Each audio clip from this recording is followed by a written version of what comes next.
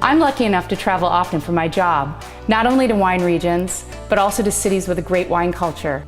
But like so many people, I only have time for a few days in each destination, which makes it even more important for me to know where to go and what to see. I'm Susan Kostrzewa, Executive Editor for Wine Enthusiast magazine, and this is 48 Hours in San Francisco.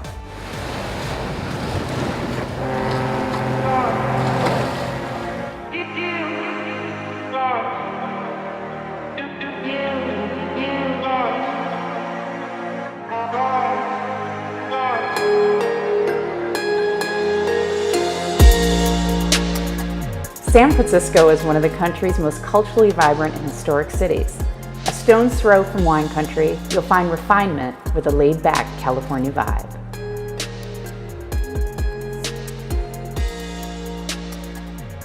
I love starting my day by the water and walking down to see the sunrise and the fog rolling in by the Embarcadero. And it's also near the Ferry Building, which has a lot of local food purveyors and local products that you can experience.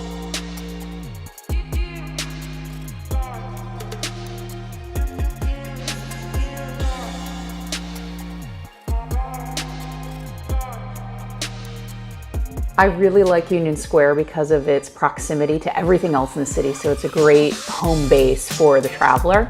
But there's also great art galleries, a lot of shopping, and amazing people watching.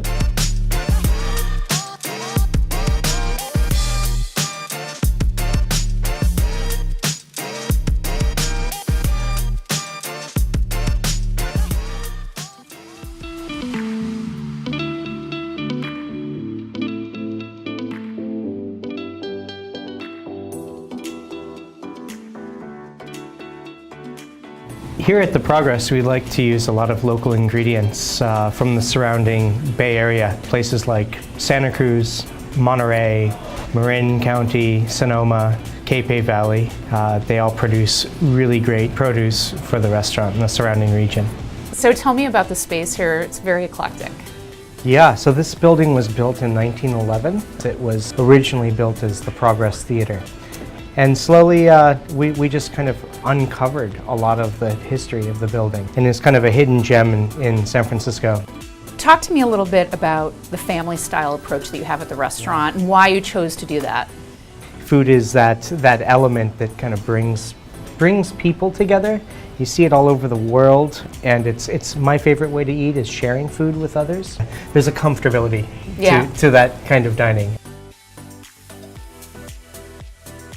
What I love about The Progress is it offers a high-end experience in a casual setting, so you can experience the best of San Francisco food and wine on your own terms.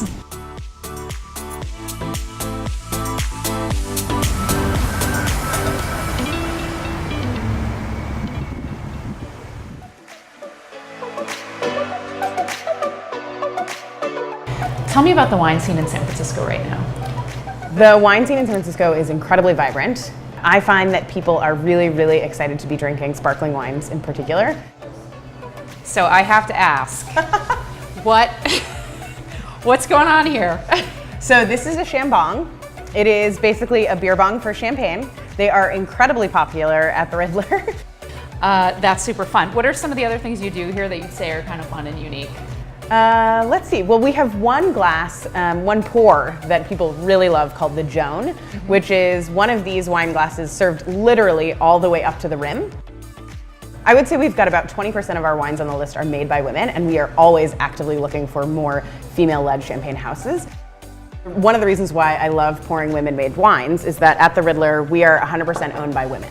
So we have 33 investors, all of whom are women, ranging in age from 22 to into their 70s. Many women who have never invested in a restaurant ever before.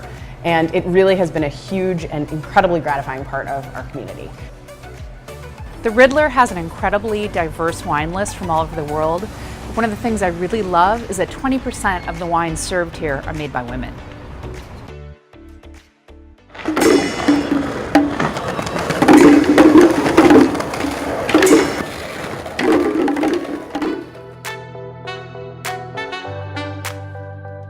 Can't visit San Francisco without visiting Chinatown, where past meets present, east meets west, And all the exotic ingredients of the neighborhood are found in some of the restaurants and bars on this block, including Mr. Jew's.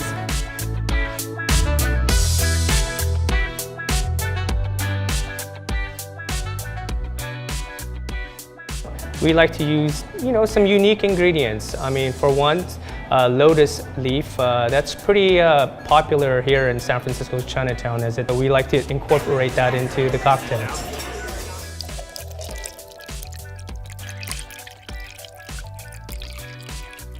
Tell me a little bit about San Francisco cocktail culture and how what you're doing here behind the bar is reflective of what's happening out there. San Francisco cocktail culture is fastly becoming its own.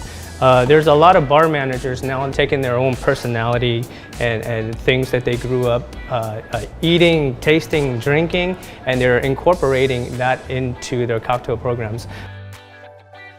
The cocktail program at Mr. Jew's is definitely a reflection of the neighborhood that it's in. It's in Chinatown. There are incredible herbal shops, different restaurants with very exotic cuisine, and all of that is playing its part in the cocktail program here.